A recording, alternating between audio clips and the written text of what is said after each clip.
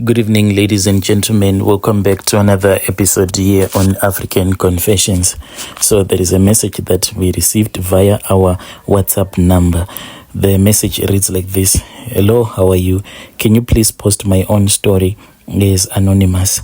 I am someone whom I can say I used to be a man of God. And right now, I feel like I am nothing but an empty shell.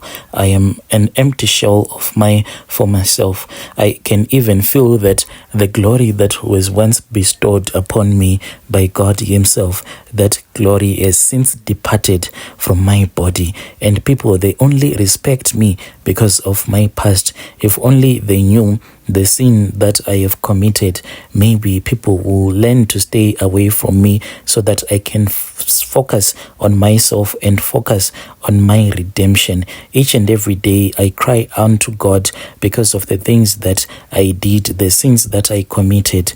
My brother, let me say that when I entered into this ministry, I knew that there were a lot of challenges, and in our family there were a lot of curses, and I knew that this one day, these curses were going to be my downfall if I didn't play this ball properly, because in my family, as for my grandfather, he had several women, and he didn't have all of these women at once, but what he was doing was that he would get married here, then he would divorce that woman after having a child with that woman that he would be dating. Then he would start dating another woman. So my grandfather had children all over the place.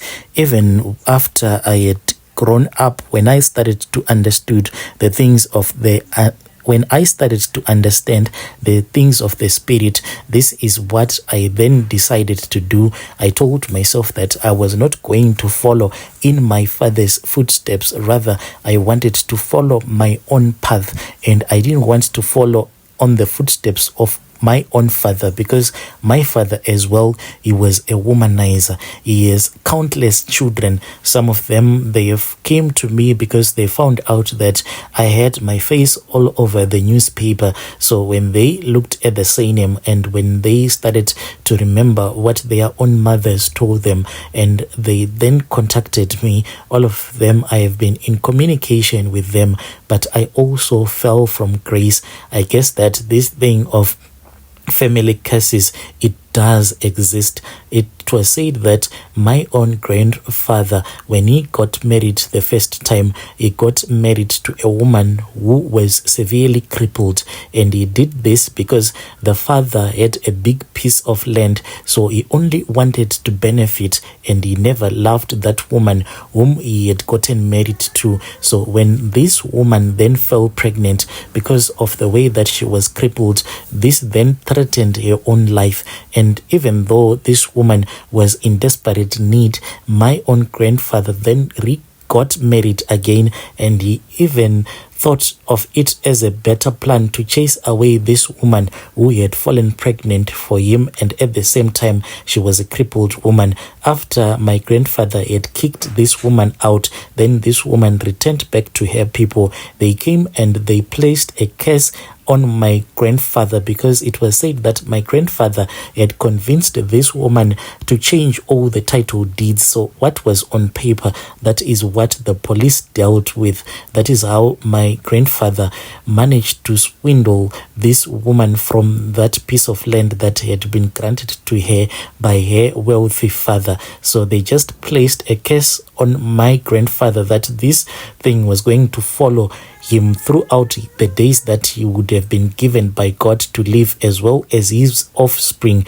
There were going to be men that will be chasing after women non-stop. When I started worshiping the Lord, each and every time that I'll be speaking with the Lord, this was the only curse that I was fighting against.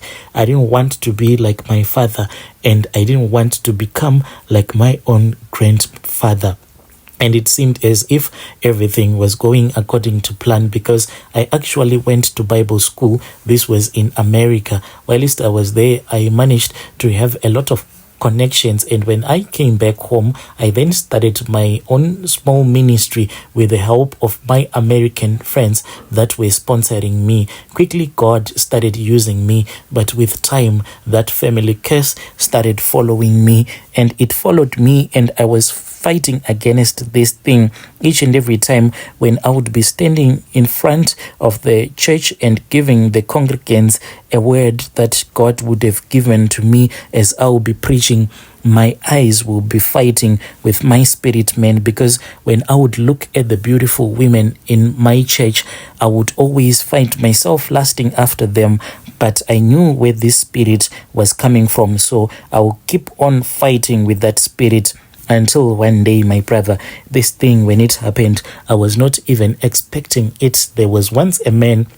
This man came with his wife to church and they gave their life to Christ, and I started praying for them, and I later found out that they were very rich. These people, I didn't care about their riches, but they were the ones that started giving me money upon money. They started blessing me with cars. The house that me and my wife live in right now, it is a house that they bought for us, fully built. They just said that we want to bless you, Papa.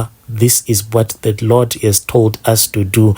So when we really got connected to this family, I then found out that this woman, like that man's wife, whenever she wanted me to pray for her at her house, when she would call me, when I would rush from my office, sometimes late at night, when I would pass through her place, I would find out that her children would have gone to sleep, as well as her husband would be out on a business trip. She did this several times, Brother Nash, and this woman, I can say that she was just like an angel that God just sent down from heaven. She was very beautiful and she was well taken care of. Whenever I would look at her, she would quickly look to the side, and this thing, it kept on affecting me because she was like embarrassed to look at me directly in the eyes. One day when I had gone to pray for her, I found out that she was really sick, and I said that, please look at me direct in the eye because I want to see what is hidden in your eyes. Then she said that, man of God, I cannot do that.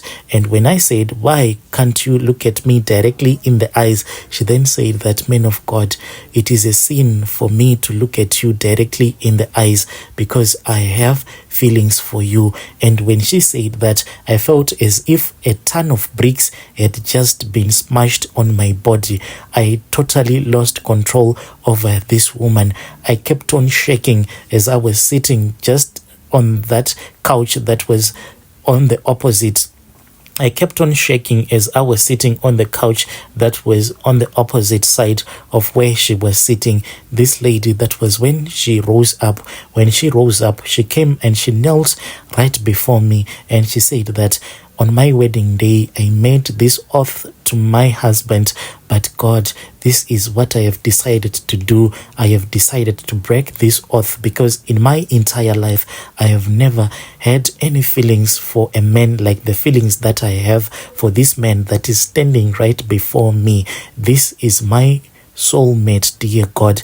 And as she spoke these words, my brother, then I thought that maybe that is the time when, and I think that is the time when that spirit of me lusting after, and as she spoke with me, I think at that time, that was when the spirit of lusting after other women was activated again into my DNA. Me and that woman, we started sleeping together, and we slept together for a very long time. Within a short period of time, she then spoke with me and she said that she had fallen pregnant for me, and she wanted to know what was she supposed to do with this child that she was carrying. So I told her that since she was a married woman, as well as I was a married man, and as a pastor as well, all that we needed to do was to make sure that she abort this pregnancy. She started crying over the phone, and I had to cut the phone because my wife, she was walking into the office when I was speaking with her,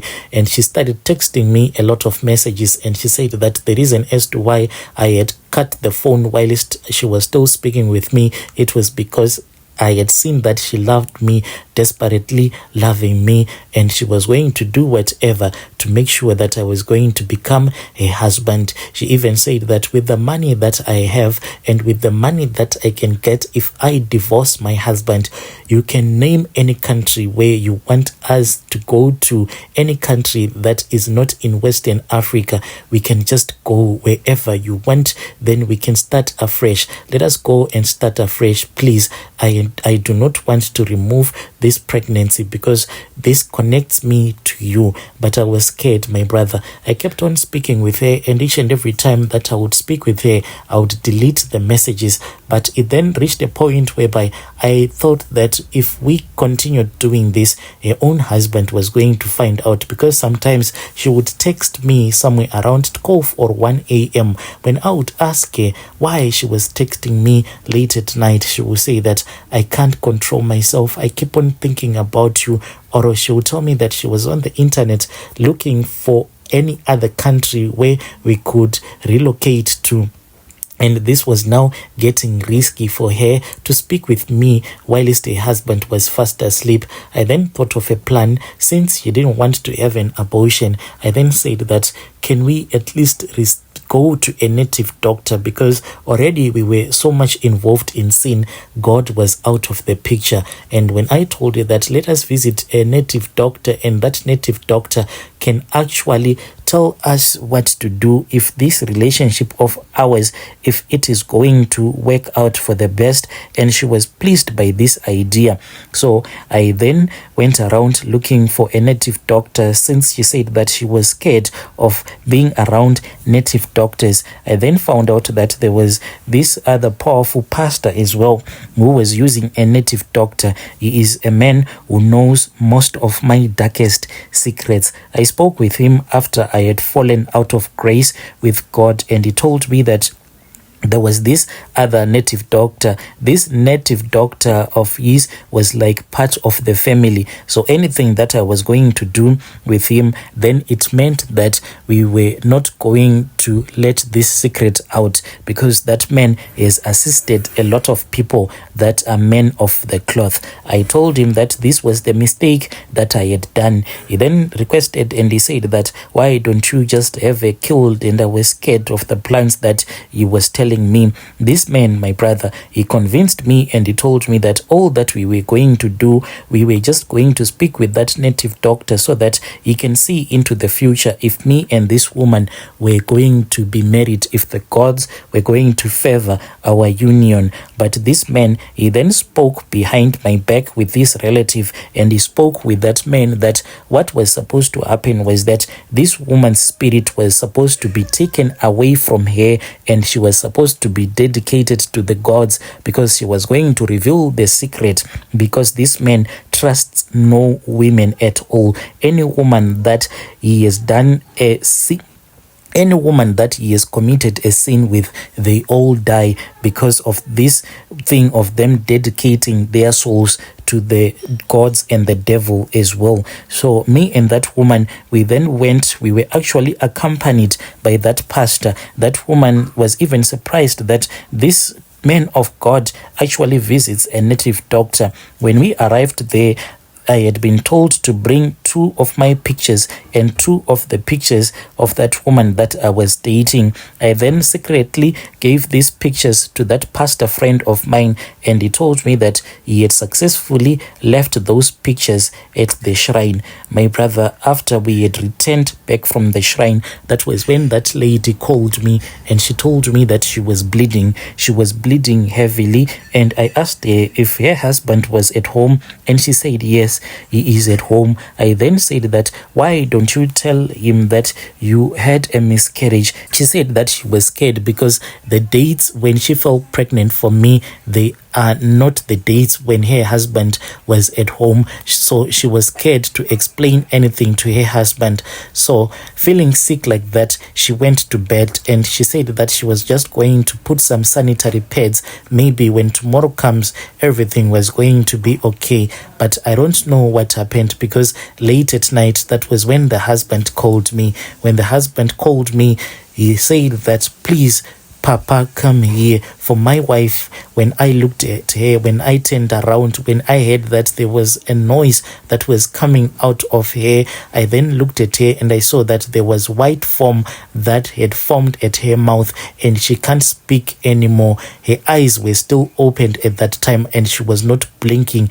He said that her body was as stiff as a rock and there was blood that was coming out of her private part. Me and my wife and the team that we used to go around praying with, the prayer warrior team, we went there and we started praying. But there is no such a thing that give you a guilty mind like praying for a person whereby you know that you are the reason as to why they are in that situation. I prayed, but it was just an empty prayer. I was like an empty vessel that was just making a big noise. When I saw that prayer was not going to work, I knew that it was not going to work anyway.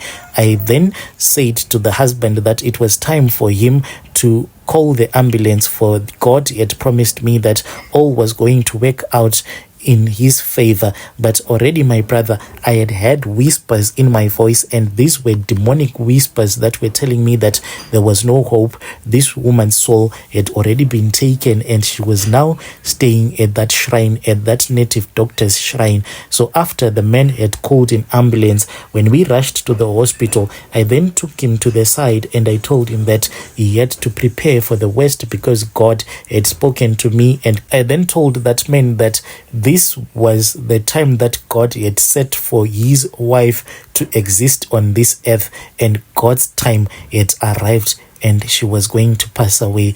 When that man found out that his wife had passed away, this is what he said. He said that, I now know that there is a God in heaven, and I now know that you are a true man of God. And when he said that you are a true man of God, I just felt that my heart was breaking to several pieces, for I knew what exactly had happened to that man's wife. This is one of my many darkest secrets, because after that I fell further into sin.